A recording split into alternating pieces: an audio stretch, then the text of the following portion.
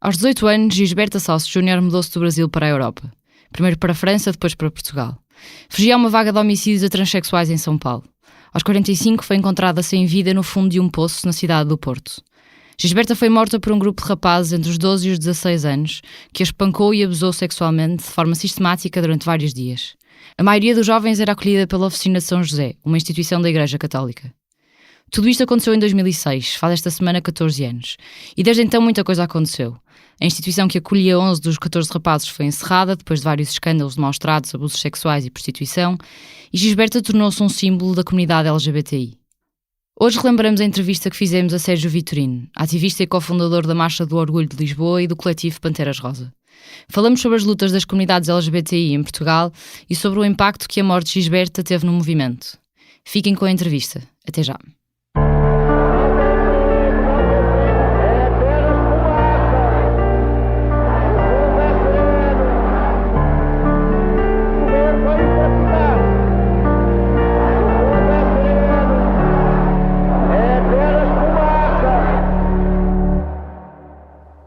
Bem-vindas e bem-vindos ao É Apenas Fumaça, onde se fala sobre a sociedade com quem quer falar sobre ela. Eu sou o Pedro Santos. Eu sou a Maria Almeida. Hoje temos como convidado Sérgio Vitorino, ativista de mil e uma causas, cara icónica das lutas pelos direitos de pessoas lésbicas, gays, bissexuais, trans, intersexo e cofundador da Marcha do Orgulho de Lisboa e do coletivo Panteras Rosa, entre muitos outros. Bem-vindo, Sérgio. Obrigado. Como é que isto aconteceu? Ainda por cima, como é que aconteceu num país onde ainda em 2014 as e os homossexuais estavam impedidos de, em casal, adotar crianças? Até 2009 eram proibidos de casar. Até 2007 eram alvos de um tipo criminal especial, atos homossexuais com adolescentes. Até 1999 estavam classificados como invertidos e anormais sexuais na lista de incapacidades das Forças Armadas. E até 1982 tipificados como criminosos. Quem é que podia adivinhar que em tão pouco tempo subjugariam a maioria heterossexual, obrigando-a a converter-se? Nós acabámos de ler um excerto de um artigo de opinião chamado 2017, Ano da Homossexualidade Obrigatório, escrito pela jornalista Fernanda Crâncio e publicado no Diário de Notícias, em janeiro deste ano. Há 35 anos era crime ser homossexual em Portugal. No entanto, hoje é possível casar, viver unido de facto, adotar, coadotar. Mulheres solteiras podem utilizar procriação medicamente assistida. Que caminho foi este que foi feito até hoje? Eu acho que vocês já concluíram por vocês mesmos de que foi primeiro um caminho muito rápido, de uma maneira bastante atípica. Não há nenhum outro exemplo na Europa de um movimento que tenha conseguido tantas vitórias legais e uma arquitetura legal tão favorável à igualdade em tão pouco tempo. Isto não é só um mérito do movimento. Há questões que ultrapassam o movimento português e que têm a ver com o facto de, em Portugal, só ter realmente começado a haver um movimento associativo a partir dos anos 90, portanto, numa altura muito tardia relativamente a outros países europeus. Estamos a falar de começar tudo quando, em França, ou em Espanha, ou em Inglaterra, ou na Alemanha, o movimento já tinha 20 anos de existência, que é aquilo que tem hoje em Portugal. Não espanta, aliás, por isso que estejamos hoje a viver fenómenos que há 20 anos ocorreram lá. Nós fomos mais contemporâneos, na verdade, dos movimentos LGBT que emergiram nos países do Norte da África e do Médio Oriente antes das primaveras árabes e que depois foram violentamente reprimidos, ou dos movimentos que emergiram nos países de leste antes desta nova Guerra Fria e de começarem também a ser politicamente perseguidos. Mas, simultaneamente, somos um movimento no extremo da Europa Ocidental. Tudo isto conta, assim como contou a adesão à União Europeia, que acelerou imenso a alteração legislativa e a pressão sobre o Estado português para corresponder a determinadas normas, inclusive internacionais, a que estava obrigado. Fora isto, eu acho que houve fatores que correspondem ao movimento. Acho que houve demasiados anos de silêncio depois do 25 de Abril e havia uma comunidade disposta a explodir, farta do silêncio, que não podia mais com o estado das coisas. a compreender que a revolução, afinal, não tinha significado de democracia nem igualdade para toda a população. E realmente há silêncios, todos os silêncios têm um limite, não é? Mas acho que houve também, e isto será polémico, mas é a minha opinião, acho que houve também uma aceleração muito grande relativamente a alguns direitos concretos e a algumas noções que mudaram na sociedade portuguesa, e não foi necessariamente só através de alterações legais, que teve a ver com o facto de existirem movimentos muito politizados, uns mais que outros, com formas de ação muito visíveis, alguns diriam radicais, e que puseram o dedo na ferida das situações quando toda a tradição em Portugal aconselharia a que se baixassem os braços. Dou um pequeno exemplo, o assassinato da transexual Gisberta no Porto em 2006, sobre o qual algumas associações, muito poucas infelizmente, passaram todo um ano a trabalhar e a denunciar, quando o normal seria, o normal perante aquilo que é a realidade normalmente no movimento associativo português, fazer um comunicado a lamentar a morte e exigir justiça e já está. Não é realmente só para contextualizar, em 2006 que a Gisberta Salles Júnior foi barbaramente assassinada no Porto por um conjunto de miúdos institucionalizados, e isso, como tu dizes, teve claramente um impacto nas questões trans, não é? Porque é que a letra T durante tanto tempo tinha ficado para trás nas lutas da comunidade, e porque é que as reivindicações dessas pessoas até esse momento parecia que não existiam, quando na verdade existiam, também em Portugal, ou não? Já havia pessoas a fazer ativismo trans, muito poucas. A comunidade trans em Portugal é pequena, o que já de si dificulta, mas eu creio que basta olhar precisamente para esses outros países onde os movimentos LGBT começaram 20 anos antes para perceber que em todo lado foi assim, e que as reivindicações que estiveram sempre à cabeça das reivindicações dos movimentos, sem variação, foram as reivindicações primárias da comunidade gay, nomeadamente a reivindicação do casamento. E que as reivindicações específicas do movimento lésbico, do movimento trans, do movimento de pessoas bissexuais e outros, muitos outros, foram sempre sendo secundarizadas e apagadas. Isto tem um lado de privilégio masculino, como é evidente, quando percebemos que as primeiras marchas que se realizaram em Portugal, por exemplo, tinham uma esmagadora maioria de mulheres, as associações dessa altura tinham uma esmagadora maioria de mulheres e não tinham mulheres na direção. E raramente tiveram, e algumas só muito recentemente, mulheres a representá-las publicamente, como presidente da associação, digamos assim. Portanto, este tipo de tensão no interior do movimento não se pode negar, porque o que não falta dentro do movimento LGBT é falta de consciência sobre a discriminação dos outros grupos com que partilhamos esta dita comunidade, e não falta discriminação interna à própria comunidade. Nós gostávamos que ouvisses parte de um discurso de Miguel Valde Almeida, que na altura era deputado na Assembleia da República, no dia em que foi aprovado o casamento entre pessoas do mesmo sexo. Hoje cabe-nos a responsabilidade e o privilégio de pôr cobro a uma grave discriminação, desta feita com base na orientação sexual, dando assim seguimento à nossa Constituição, que proíbe a discriminação com base nessa categoria e assegura o desenvolvimento da personalidade, de que a sexualidade é uma característica primordial e intrínseca. Aprovando o acesso ao casamento civil por parte de casais do mesmo sexo, em igualdade de circunstâncias com os casais de pessoas de sexo diferente, estaremos a trazer mais cidadãos e cidadãs para o pleno usufruto dos seus direitos, estaremos, sem retirar direitos a outrem e sem alterar a natureza contratual do casamento civil, a alargar e a incluir, sem excluir ninguém, sem criar institutos específicos, que tal como atualmente se configura o casamento civil ou tal como se propõe com casamentos com outro nome, acentuariam a discriminação e o apartheid social entre hetero e homossexuais.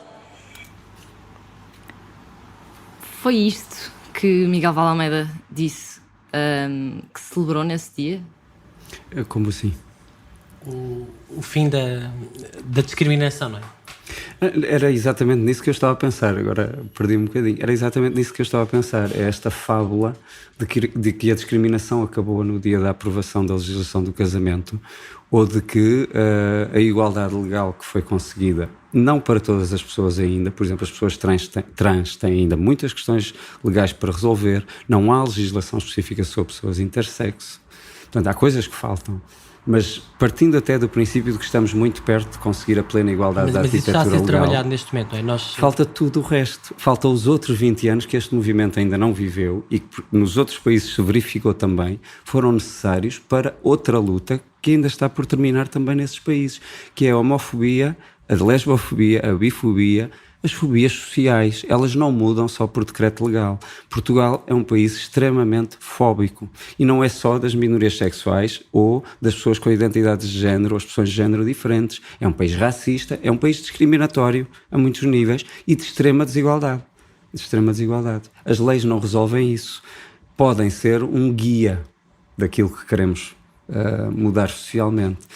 Agora, operar a partir do movimento LGBT na fábula de que agora podemos apenas festejar porque já toda a gente tem os mesmos direitos e as mesmas oportunidades, não só é uma mentira, como deixa de fora todas as pessoas LGBT que continuam a ser discriminadas, que continuam oprimidas, que não têm acesso aos direitos que foram aprovados, que são discriminadas no cotidiano, que não têm se calhar até a possibilidade de vir a uma marcha do orgulho. E essa é a grande maioria da comunidade, não nos iludamos. Na altura da luta e da defesa do casamento, foi conhecida a resistência, por alguns entendida como oposição, que as Panteras Rosa tiveram ao casamento, não é? Para as Panteras Rosa, aliás, um discurso teu na Marcha do Orgulho do ano anterior à aprovação era bastante crítico nesse sentido, foi quase entendido como sendo contrário ao casamento e que as Panteras estavam contra. Porquê que houve essa posição e porquê que vocês entendiam que o casamento não era assim tão bom? Aquilo que nós defendemos concretamente, o meu discurso chamava-se Casa mas não cala, era exatamente esta ideia. Por um lado, que o casamento não significava o fim de luta nenhuma, significava um novo início, se quisermos. Mas por outro lado, a ideia de que nem toda a população LGBT tem de ser favorável à instituição do casamento para lutar pelo direito legal a aceder-lhe ou não. Ou seja, a sociedade tem que reconhecer a igualdade. Depois as pessoas resolvem individualmente e conforme a sua consciência e aquilo que querem para o seu modo de vida, se utilizam as instituições iguais ou não. Foi essa só a nossa posição. Portanto, nunca foi uma posição de oposição à reivindicação do casamento. Pelo contrário, nós fizemos toda a campanha do casamento, recolhemos assinaturas, estivemos sempre presentes. Na altura houve trocas de argumentos, crónicas, publicações em blogs, acusações bastante duras, por exemplo, entre ti e o Miguel Valde Almeida, que acabámos de ouvir, não é? Sim, exatamente. Isso havia uma divergência. Que havia uma tensão muito grande no movimento. Havia uma divergência, concretamente, entre a Associação ILGA Portugal e, que me recordo, todo o restante movimento, praticamente, sobre a estratégia, porque a Associação ILGA Portugal considerava que não só no domínio dos manifestos da Marcha do Orgulho, como em termos de estratégia para a própria lei do matrimónio igualitário, o que havia a fazer era omitir, por exemplo, a questão das crianças dentro dessas famílias, dentro desses casamentos, não se falar de adoção, não se falar de pessoas transexuais, não se falar de nenhum tema que pudesse pôr em causa a exclusividade do tema do casamento, como se não houvesse temas, aliás, necessariamente relacionados com a questão do casamento, como a questão das crianças e da parentalidade, como depois se viu. Mas sobretudo como se fosse legítimo em algum momento o movimento LGBT esconder uma parte da sua agenda e da sua população, porque ela não corresponde à imagem bonita e de modelo heterossexual da família gay que se queria dar na altura para convencer os partidos a aprovar a lei de matrimónio igualitário. Mas a ILGA vinha já de um fato consumado, que era defender que também era legítimo aceitar uma alteração da lei do casamento em troca da introdução de uma nova discriminação no plano da adoção, que não existia até então. Deixa-me só interromper. Nós temos aqui essa mesma lei que foi alterada em 2010, que é a lei número 9, que permite o casamento civil entre as pessoas do mesmo sexo, lê-se no artigo 3, respectivamente à adoção. Ponto 1. As alterações introduzidas pela presente lei não implicam a admissibilidade legal de adoção em qualquer das suas modalidades por pessoas casadas com cônjuge do mesmo sexo. Ponto 2. Nenhuma disposição legal em matéria de adoção pode ser interpretada em sentido contrário ao disposto no número anterior. Ou seja, a mesma lei que permitiu o casamento civil entre pessoas do mesmo sexo vai alterar o regime de adoção que antes desta lei não discriminava em relação de sexo. Exatamente. Que se propunha a adotar. Como é que tu explicas isto? Parece-me que houve uma grande confusão da parte dessa associação que negociou a dita lei com o Partido Socialista na altura. Houve uma grande confusão entre qual é o papel do movimento social e qual é o papel dos partidos políticos, nomeadamente aqueles com representação parlamentar. Aos movimentos não cabe, sobretudo aqueles que defendem direitos humanos, não cabe trocar o usufruto de uns direitos humanos por outros. Aos movimentos cabe exigir tudo e nada mais do que tudo, a igualdade inteira. Aos partidos caberá negociar em que medida é que querem aprovar isso. Esse não é o papel do movimento e, portanto, a escolha estratégica que a ILGA fez na altura foi errada. E a prova disso é que depois levámos mais 10 anos a resolver a questão da adoção. Mas foi só a ILGA que teve intervenção no processo legislativo? Porque nós sabemos como é que os processos legislativos funcionam. Normalmente os partidos tendem a ouvir vários movimentos sociais, havia outros partidos que tinham outro tipo de posições. Não houve mais ninguém de outras instituições do movimento social a influenciar esta lei, nomeadamente o Partido Socialista? É isso que tu estás a dizer? Todas as associações tentaram influenciar os partidos políticos através dos seus contactos, etc., como acontece sempre que há um projeto legislativo. Mas o projeto de lei do Partido Socialista foi negociado exclusivamente com a Associação ILGA Portugal, como se ela fosse representante do conjunto do movimento, quando ainda por cima sabia que o conjunto do movimento estava contra a sua posição. Por falar em casamento, nós queríamos também que tu ouvisses um outro som que preparámos. É de minha livre vontade casar com Teresa Maria Henriques Pires. Teresa Maria Henriques Pires, é de sua livre vontade casar com Helena Maria Mestre Paixão? A resposta. É minha livre vontade. Minha livre vontade casar com Helena Maria Mestre Paixão. Helena Maria Mestre Paixão, está ótimo. Eu nem estou cá, esquece. Muito bem. Helena e Teresa ficam na história como as primeiras pessoas do mesmo sexo a casar-se em Portugal, numa conservatória do registro civil. Declaro, em nome da lei da República Portuguesa, que estão unidas no casamento. Estão casadas uma com a outra. Acabámos de ouvir uma reportagem da TVI de 7 de julho de 2010, o dia em que Helena Paixão e Teresa Pires se casaram. Foi o primeiro casal de pessoas do mesmo sexo a poder fazer legalmente em Portugal. Tu estavas na sala, apareces nas imagens e acompanhaste de muito perto toda esta história que estas duas mulheres travaram desde 4 anos antes, tinham tentado casar numa conservatória do registro civil e foram impedidas de o fazer. Conta-nos esta história, conta-nos a história da Teresa e da Helena. Elas não foram só impedidas de o fazer, a vida delas virou um inferno, e a das duas crianças que estavam com elas também, a partir do momento em que se visibilizaram daquela maneira, a demonstrar precisamente o Portugal que ainda temos.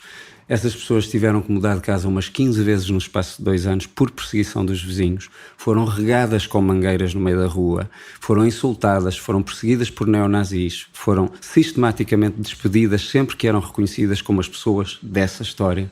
E, portanto, esta é a sociedade que temos. Elas deram um contributo público indispensável à luta pelo casamento, pelo matrimónio, que ainda hoje não lhes é reconhecido, porque houve quem tivesse uma grelha estratégica na cabeça de que a questão do casamento se ia necessariamente resolver pela via política e não pela via judicial, como elas estavam a tentar.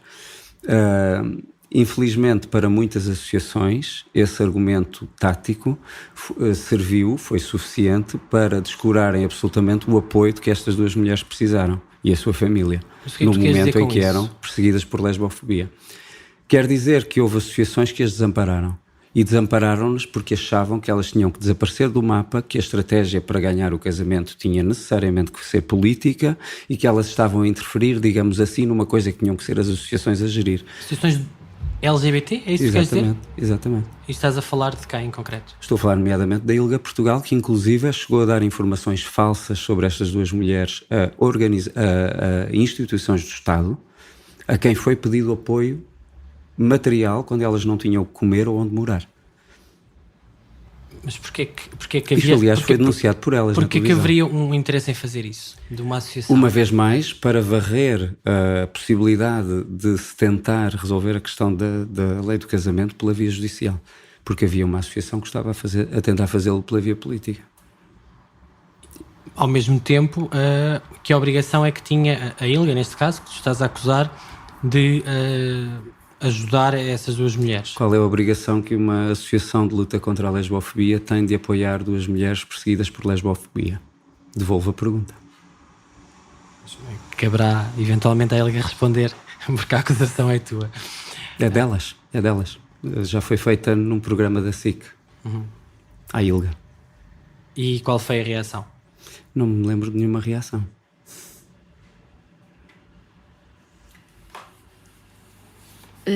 Viva a homossexualidade, viva a revolução. Terminava assim o Manifesto de Liberdade para as Minorias Sexuais, publicado a 13 de maio de 1974, nos diários de Lisboa e de Notícias, que era da autoria do José António Fernandes Dias e António Serdelo, outro histórico ativista pelos direitos LGBT em Portugal. Também fundador da Opus Gay. O ranking Rainbow Europe 2017, da ILGA Europe, coloca Portugal na 6ª posição, em 49 países europeus, no que toca a respeito de direitos e garantias das pessoas LGBTI. Para além das alterações legais que nós temos vindo a falar, o que é que falta fazer? Quais é que são as reivindicações que hoje a comunidade LGBTI em Portugal faz? As reivindicações que estiveram à cabeça da marcha deste ano, precisamente, e que se centram à volta da autonomia e do direito de autodefinição e autorrepresentação das pessoas trans e intersexo e o combate a todas as formas de mutilação das pessoas intersexo. Esta é a comunidade precisamente mais vítima de violência física, de violência extrema, de assassinato, de suicídio induzido, todas as formas de violência de que nos quisermos lembrar, e é, como já foi dito, a comunidade mais esquecida dentro do grupo LGBTQ. Fora isso, parece-me que os próximos 20 anos não são apenas para continuar a reivindicar ao Estado o aprofundamento dos princípios que agora estão aprovados em lei. Terão que ser também para que a comunidade LGBT, sem depender totalmente da tutela do Estado, crie as suas próprias redes de solidariedade, mas isso não apaga que há um conjunto de áreas em que o Estado português deve aprofundar a sua intervenção, porque é muito fácil aprovar o princípio constitucional de que não pode haver discriminação em função da orientação sexual. Continua a faltar acrescentar esse princípio o artigo 13 da Constituição, a identidade e a expressão de género. As pessoas trans continuam excluídas desse artigo constitucional, mas é muito fácil aprovar princípios e depois verificar que eles não se verificam na prática. Tem que haver transformações profundas ao nível do sistema de saúde, que continua a discriminar as pessoas LGBT nas suas práticas e no acesso aos cuidados de saúde. E também na ausência de cuidados específicos. Posso dar alguns exemplos concretos. Evidentemente, as vidas sexuais e, portanto, a saúde das pessoas LGBT não é igual à das pessoas heterossexuais, nomeadamente a saúde genital. Precisa que os médicos façam um esforço de aprendizagem e de conhecimento de muita informação sobre os nossos corpos, sobre os nossos estados de saúde, que circulam nas redes LGBT, mas não circulam no sistema de saúde e não são ensinadas nas escolas profissionais de saúde. Há cuidados transespecíficos, por exemplo. Há uma série de cuidados muito particulares que uma pessoa trans seropositiva tem que merecer, que outras pessoas seropositivas não têm que merecer, só pelo facto de não serem trans. E, portanto, continuar a considerar que uma receita de que pela qual somos todos iguais vai cuidar da saúde de toda a gente da mesma maneira, é falso. O sistema de saúde discrimina e o sistema de saúde não tem a mínima noção dos cuidados de saúde específicos da população LGBT. Mas isto é só um exemplo. Podemos passar para a questão da educação. Tudo o que falta aprofundar no domínio da educação. Tudo o que tem que ser reescrito nos manuais de história, porque está muita coisa omitida ou maldita. Sobre a comunidade toda a LGBT? educação sexual que se está por fazer. E que não é educação para o sexo, é educação para a saúde e para a cidadania. Perdão. Estavas a dizer, Sérgio, desculpa ter-te interrompido. Tudo o que está escrito nos livros de história, falas do papel das pessoas ou da comunidade LGBT na história recente política do país, por exemplo? É disso que tu falas?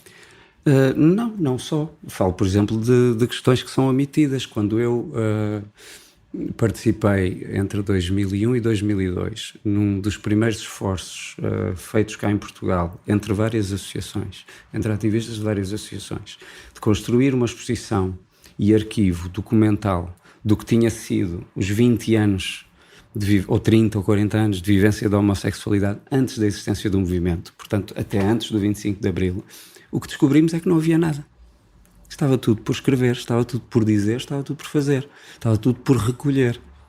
Portanto, hoje em dia, há uma jornalista como a São José Almeida consegue publicar um livro com essa informação compilada. Essa informação não estava compilada na altura. Aliás, muitas das coisas que a São José Almeida utiliza no seu livro foi buscar essa exposição realizada em 2002. Um pequeno exemplo. Deixa-me Portugal só dizer teve um Presidente da República... Livro, não é? Que se chama Homossexuais no Estado Novo, foi editado em 2010... e foi publicado por uma jornalista atualmente e na altura no Público, chamada São José Almeida, partindo de uma reportagem que tinha feito precisamente com um título parecido ao do livro. Um pequeno exemplo, fala-se da repressão da PIDE, não se fala na repressão específica que foi feita contra as pessoas homossexuais pela sua orientação sexual. Outro pequeno exemplo, tivemos um Presidente da República que foi exonerado e exilado com o pretexto da sua orientação sexual durante a Segunda República. Onde é que está isso nos livros de história? Não me recordo. Estava aqui a tentar lembrar. Não me recordo mesmo. José, ele era escritor e poeta, escrevia poemas homoeróticos, e isso foi na altura utilizado politicamente contra ele pelo Estado Novo. Assim como foi utilizado contra o Boto e outros poetas. José Gomes... não, isso é o... não me recordo. Lá iremos. Queria te fazer só um pedido, Sérgio, que era que tu explicasses, porque passámos por isto, o que é que são pessoas intersexo. Há bocado falaste nas pessoas intersexo e que explica às pessoas o que é que são pessoas intersexo. Eu tenho sempre alguma resistência a fazer isto, ou seja, a estar a dar definições sobre coisas que eu não sou e não problematizei enquanto a minha identidade. E acho que essa pergunta tem de ser, em primeiro lugar, feita às pessoas intersexo.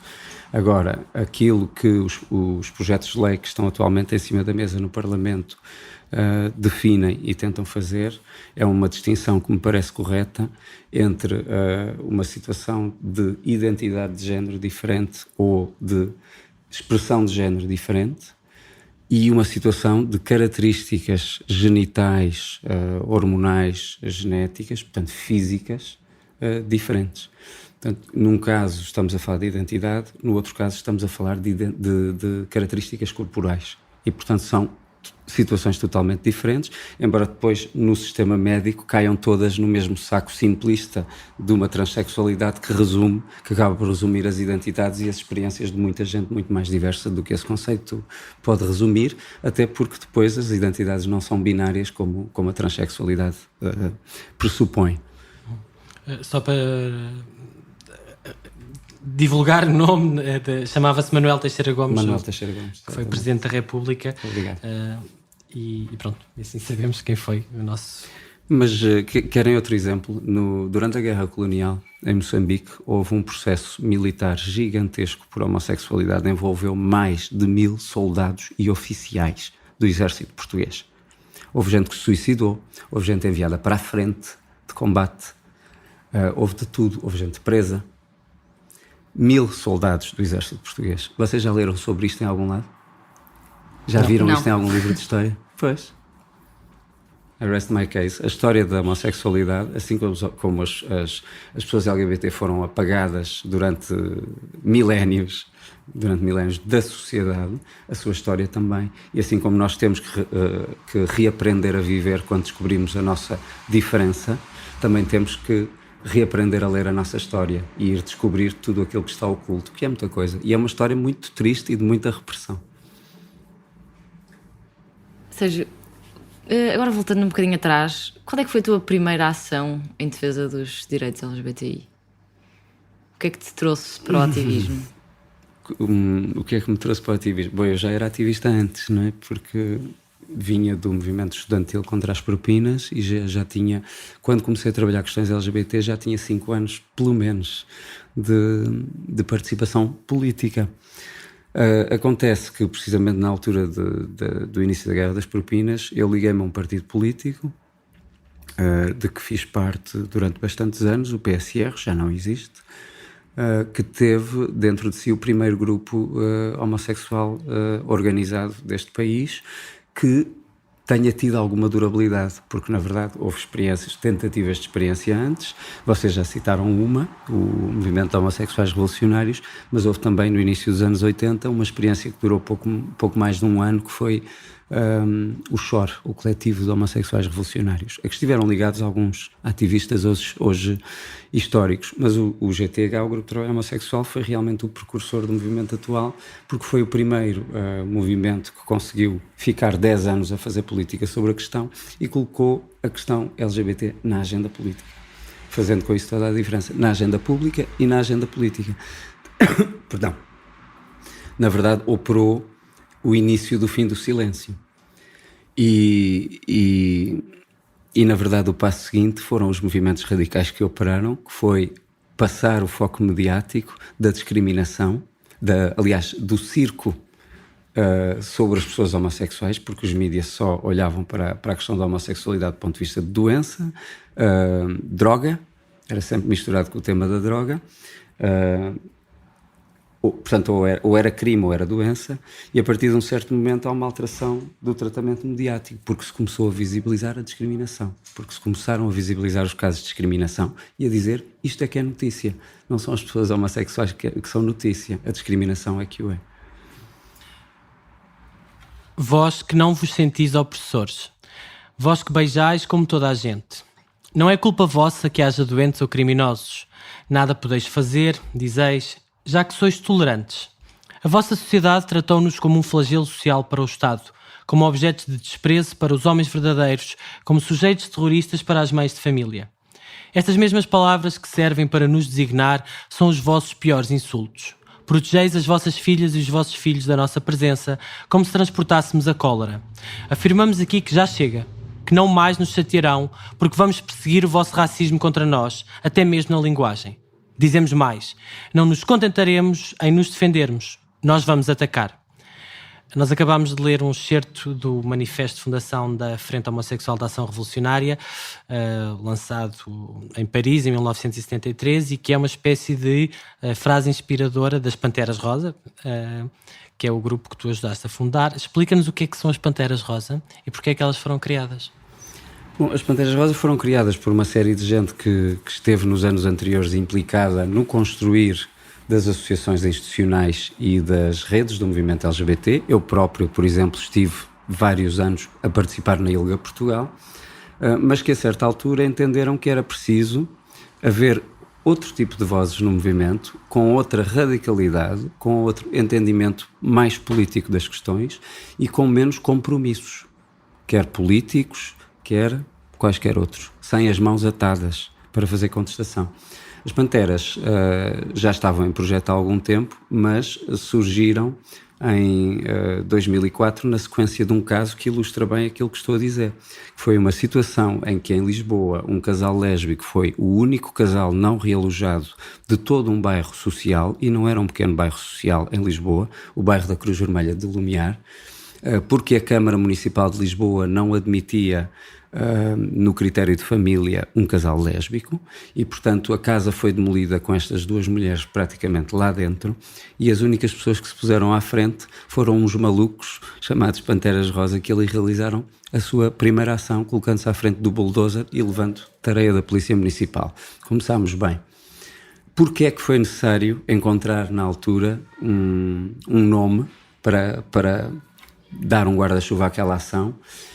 E, portanto, porque é que não foi possível fazê-la com as associações que existiam? Porque a Câmara Municipal, como sabemos, tem uma relação com a ILGA Portugal. A ILGA está num centro comunitário cedido pela Câmara Municipal, recebe apoio monetário da Câmara para uma série de iniciativas e, portanto, a ILGA preferiu manter as suas mãos atadas e não contestar a Câmara, na altura liderada pelo Santana Lopes, em função dos benefícios que recebe. Mas Sérgio, há muitas associações, não só a ILGA, que defende os direitos LGBT, mas há dezenas de associações em dezenas de áreas que têm protocolos ou recebem apoios financeiros ou até de logística e que fazem um trabalho e continuam a criticar a Câmara. Essa ligação per si não diz nada. Pois não, de facto. Mas aí é que se vê a cepa das pessoas e a qualidade da intervenção que fazem, porque naturalmente que há muitas organizações que, independentemente dos compromissos que assumem, seja com poder económico, seja com poder político, continuam a defender as suas posições e a não descurar a comunidade que supostamente defendem em função desses compromissos. Mas há outras que não, é a vida. E é dessa necessidade que surgem as Panteras. Mas o que é que são? O que é suposto as Panteras fazerem? Foram um grupo de ação direta. Não sei se hoje têm tanto esse perfil, porque também a situação, como sabemos, em Portugal evoluiu muito. Os casos de discriminação já não se sucedem com tanta rapidez como acontecia nos anos 90 ou nos anos 2000 e aqueles que surgem hoje já têm um conjunto de associações que lhes respondem de diversas maneiras e por diversas vias. Mas na altura em que as Panteras surgiam, não havia mais ninguém, praticamente nem a ILGA Portugal, durante muitos anos, a defender situações de discriminação concretas, a ir diretamente aos sítios e às situações onde elas ocorreram, com as empresas que ocorreram, com as instituições com que ocorreram, tentando ajudar as pessoas a quem elas ocorreram. Durante muitos anos as Panteras foram o único movimento a fazer isto, a responder aos apelos das pessoas que contatavam o movimento, a dizer: eu estou a viver uma situação de discriminação, preciso de ajuda. Um desses exemplos que talvez estejas a referir foi em 2005. Um grupo de dezenas de homens andava a ameaçar, sequestrar, torturar e a agredir homossexuais em Viseu. E tu e as Panteras Rosa acompanharam este caso de perto. Podes explicar-nos o que é que aconteceu e o que é que vocês fizeram em relação a este... Havia uma situação endémica em Viseu. Havia um grupo de quase 40 homens que se dedicava praticamente todas as noites a aterrorizar pessoas que tinham identificado como gays ou pessoas que encontravam em locais conotados com o engate gay, digamos assim. Com encontros sexuais consentidos entre homens adultos, para dizer de outra maneira. E o que nós fizemos na altura, com uma colaboração muito importante da jornalista Fernanda Câncio, foi, após um mês de bate-boca na imprensa com as instituições da cidade, nomeadamente a Polícia e a Câmara Municipal de Viseu, a negarem os factos, a dizerem isto não existe, isto é tudo mentira, nós fomos a Viseu e identificámos o grupo. A Fernanda Câncio escreveu um artigo que é famoso, foi toda uma capa do DN e todo um interior do DN chamado Há de Morrer os Paneleiros, mostrando como aquelas pessoas que não existiam, segundo a Câmara Municipal de Viseu e as autoridades de Viseu, tinham opiniões muito concretas sobre os homossexuais, que era que haviam de morrer todos, e contavam, sem nenhum pudor, sem nenhuma barreira, sem nenhuma reserva, não só que estavam exatamente a perseguir pessoas, a apontar-lhes pistolas à cabeça, a espancá-las, a torturá-las, como que tinham o beneplácito da polícia local fechar os olhos à situação. Foi isto que aconteceu. O que seguiu foi, da parte das Panteras Rosa e de pessoas que se organizaram individualmente, devo dizer, sem necessidade de associações, uma insistência muito grande que havia de organizar uma manifestação em Viseu. Ideia que contou com a oposição de muitos e com o medo, o receio da maior parte do movimento LGBT da altura, diga-se honestamente. Como é que as Panteras resolveram isso? e acabaram por arrastar o conjunto do movimento LGBT atrás a fazer uma manifestação em Viseu, convidando dezenas de outras organizações não LGBT, a Amnistia Internacional, associações locais pelos direitos humanos e pelos direitos ambientais de Viseu, etc, etc, etc. E só quando as associações LGBT de Lisboa viram que havia 20 e tal organizações não LGBT, organizações nacionais e de grande peso que se tinham juntado à iniciativa, é que finalmente aderiram. Pronto, são histórias que ficam para a posteridade. Poder-se-á dizer que eu sou mal intencionado por vir contá-las, quando no fundo o resultado prático foi o mesmo, no sentido em que todas as associações se associaram à manifestação que houve em Viseu e que foi a primeira manifestação contra a homofobia neste país, numa cidade do interior pelo menos. Este ano aconteceu também, há qualquer coisa a mudar também, né, no interior, né? Este ano aconteceu a primeira marcha do Orgulho de Vila Real, no dia 27 de maio, e há um outro caso que não teve a gravidade desse, mas que apesar de tudo se calhar é uma diferença, não é? A história de um maestro num coro em Castanheira de Pera, que se assumiu ou que foi percepcionado como tendo um namorado e como sendo gay, teve apesar de tudo reações diferentes, ou não? Uhum. Apesar de ser no interior, mas continua a existir. Não é? Sim, eu não acho que seja possível atribuir os sentimentos fóbicos a uma classe ou a um setor da população, por exemplo, de determinada região do país. Tenho encontrado exemplos de abertura e de solidariedade com as pessoas LGBT em todos os estratos sociais e em todas as regiões do país. Independentemente disso, sabemos que há regiões do país onde determinadas forças conservadoras têm outro peso. E é o caso da cidade de Viseu. E só isso permitiu e explica, naquele caso, que durante tanto tempo aquela situação tenha ocorrido, já denunciada, e as instituições de Viseu continuassem a negá-la. Nós estamos em junho, que é o mês do orgulho LGBTI em todo o mundo, por causa dos acontecimentos no Stonewall Inn, um bar em Nova Iorque, onde a 28 de junho de 1969 teve lugar uma das primeiras revoltas das pessoas LGBT contra as agressões policiais, e há celebrações por todo o mundo, como as marchas do orgulho LGBT. Porquê que não há também uma marcha do orgulho hetero? Porque, na verdade, eu ia começar a responder de uma maneira, mas vou responder outra. Eu acho que há muitas marchas do orgulho hetero, todos os dias. Há imensas marchas do orgulho hetero, não se chamam marchas do orgulho hetero, mas demonstrações massivas de exclusão da população LGBT são manifestações do orgulho hetero. Por exemplo? E existem em todo o mundo. Aliás, há bastantes manifestações de extrema-direita, especificamente anti-LGBT, que podem ser qualificadas como orgulho hetero. Então, não te revês nos comentários das pessoas que recorrentemente, quando chega junho e se publicita ou se fala da Marcha do Orgulho, seja em Lisboa, no Porto, em Braga, que agora está a acontecer, dizem que não faz sentido e que agora, como a lei já diz que as pessoas são iguais, portanto, para haver uma marcha do orgulho gay, tem que haver uma marcha do orgulho hetero. Já esclarecemos que a lei diz, mas que as pessoas continuam a não ser iguais. E não só isso, como, mesmo quando atingirmos alguma igualdade social neste país, as pessoas LGBT continuarão a ser diferentes, pelo simples motivo de que não são pessoas hetero e têm outra vida e outras necessidades. Isso por um lado. Por outro lado, há a questão de privilégio. Estamos a falar de discriminação e de poder. A heterossexualidade beneficia de um privilégio. Isto não significa que todas as pessoas heterossexuais são horríveis ou homofóbicas. Significa que há uma ideologia dominante na sociedade e que acaba por estruturar não só todas as instituições, as leis, as formas como se funciona e nos relacionamos, que é de que a heterossexualidade é a única forma legítima, ou pelo menos é uma forma mais legítima que as outras, de viver a sexualidade e o amor. E esta estrutura não mudou em nada.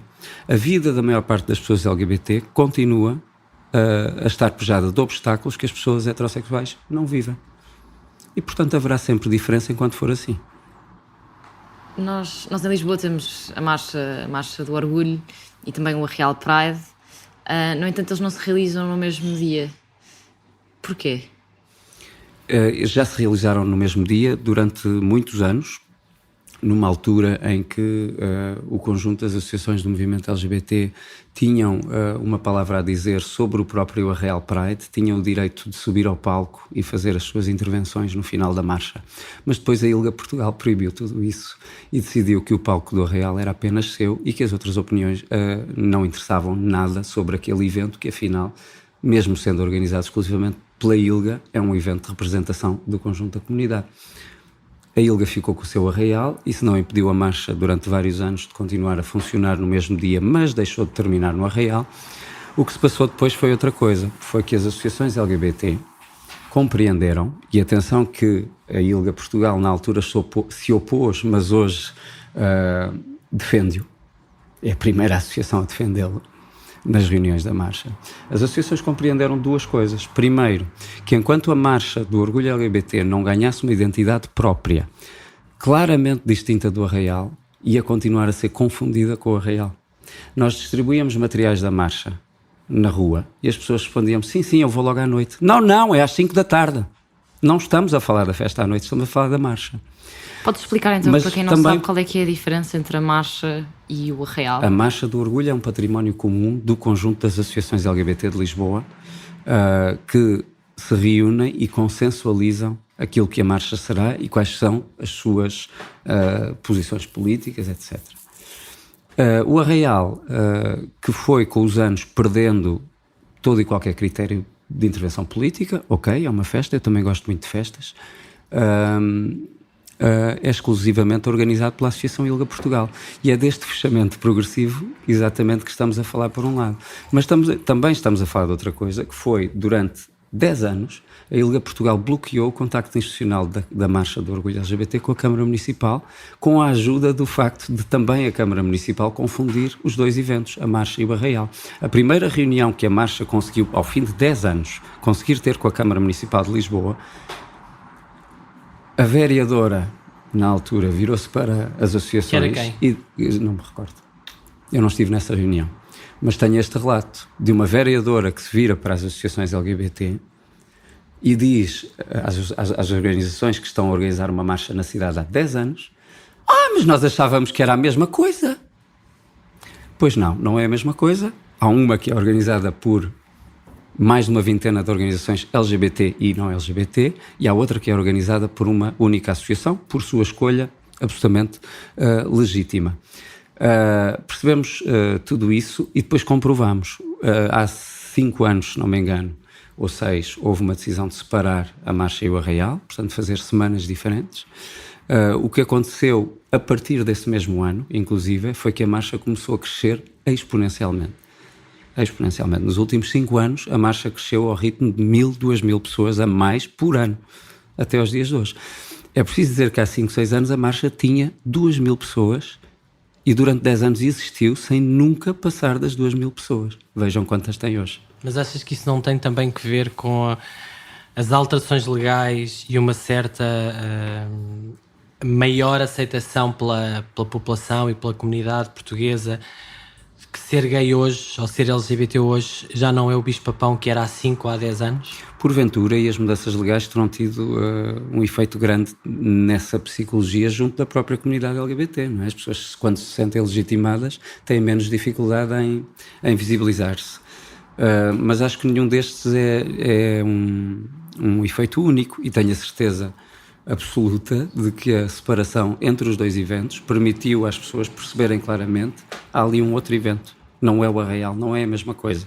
Há uma coisa que é uma festa e há uma outra coisa que é uma marcha política por reivindicações do movimento LGBT. E acho que há um terceiro fator de que não falámos já agora, que é absolutamente geracional, que é a marcha tem crescido também muito à custa de gerações de jovens que, quando começámos a fazer isto, eram crianças. A 24 de maio deste ano, dezenas de alunos da Escola Secundária de Vagos protestaram contra a homofobia depois de 2 alunas terem sido alegadamente repreendidas por se terem beijado. O diretor da escola diz que não houve qualquer repreensão ou crítica à orientação sexual das alunas, isto é uma citação, mas confirma-se que houve um elemento da direção que falou com uma das alunas num local reservado e que lhes pediram contenção, supostamente, no sentido de as proteger. Entretanto, a SIC Notícias convidou no dia seguinte ao protesto Margarida Cordo, psicóloga, para comentar o assunto. A questão é que Margarida Cordo, já em 2007, tinha causado polémica porque disse à Visão a seguinte frase: a homossexualidade é um transtorno da identidade sexual, uma doença e tem recuperação. Qual é que tem sido o papel da comunicação social na luta LGBT e na real expressão daquilo que são as vivências e os problemas desta comunidade? Eu acho que já foi muito nefasto esse papel, mas por via da existência do movimento ele tem mudado radicalmente. Ver como se fala hoje na imprensa sobre a orientação sexual e identidade de género e como se falava há 10 anos, a diferença é abissal. Então, se recuarmos 20 anos, volto a dizer, só se falava da homossexualidade quando era crime ou doença. Não havia qualquer outro tipo de referência. E como é que se convida então Aliás, a Margarida Cordo não se falava, e quando se falava era assim. Mas como é que se convida então esta pessoa que tem esta ideia sobre o facto de ser uma doença, tese completamente refutada há décadas, para comentar um caso de discriminação homofóbica? Ou lesbofóbica, neste caso? Eu acho que por falta de informação sobre, ou então por tendenciosidade, porque não faltam também pessoas contrárias ao movimento LGBT querer dar a sua opinião. Aliás, também sabemos isso, que ao fim de 20 anos de um movimento cujas pessoas eram invisíveis antes, agora somos visíveis, não somos contornáveis e, portanto, há novas oposições e há novas homofobias e lesbofobias e transfobias, tudo isso.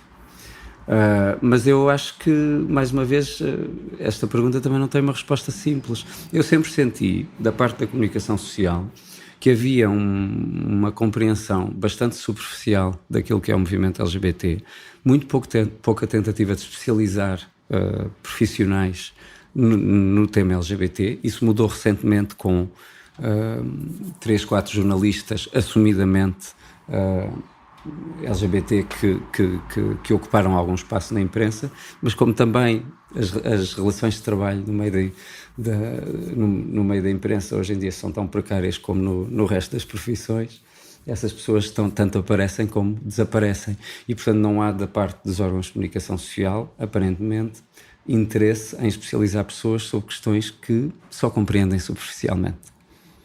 Muitas vezes damos por nós a nem sequer estarmos a falar a mesma linguagem que o jornalista. E isso não é necessariamente um problema nosso. É um problema de quem está a tentar escrever sobre aquilo que nós estamos a dizer. E se está a tentar perceber ou não, e se fez o trabalho de casa ou não. Na maior parte dos casos eu sinto que não.